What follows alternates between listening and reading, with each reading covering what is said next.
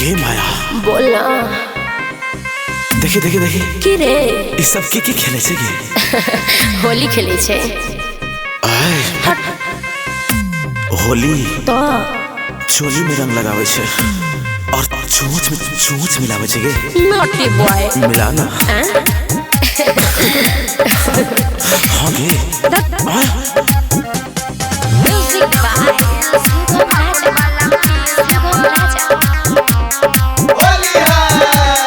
रंग गिरगिट जना बदले छी जान गे लगे छही फगुआ में पीने छही भांगे होई छे शरम छौड़ी ओने रख टांग पता न डिसीजन की छौ पलान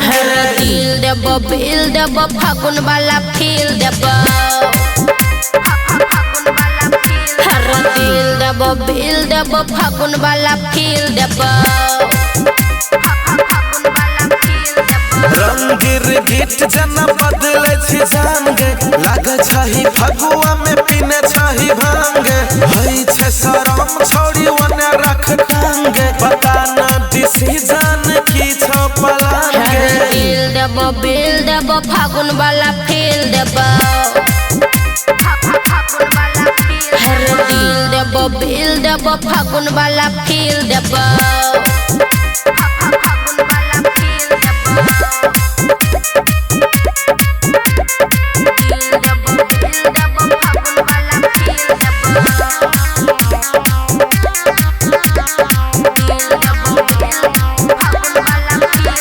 सुन छोरा सुन चिकन के बारी में किल्ली लगल रे कहाँ धीरे धीरे बोल छोड़ी धीरे धीरे बोल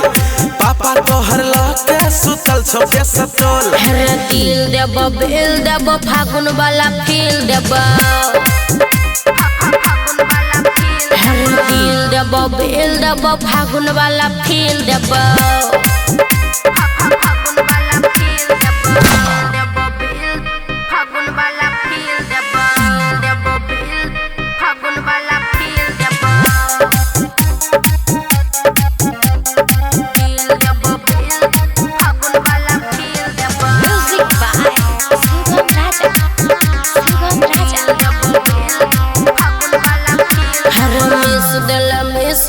जवान हमार बुझल न छोरा तू काचे छै उमर होली में जवानी झलक गेलो गे लहंगा तोहर आई फलक गेलो गे दिल देब बिल देब फागुन वाला फील देब दिल देब बिल देब फागुन वाला फील देब रंग गिरगिट जना बदले छी जान गे लगे छही फगुआ में पीने छही भांगे होई छे शरम छौड़ी ओने रख टांगे पता न डिसीजन की छौ पलान गे ओ माय गॉड दिल देब बिल देब फागुन वाला फील देब दिल देब बिल देब फागुन वाला फील देब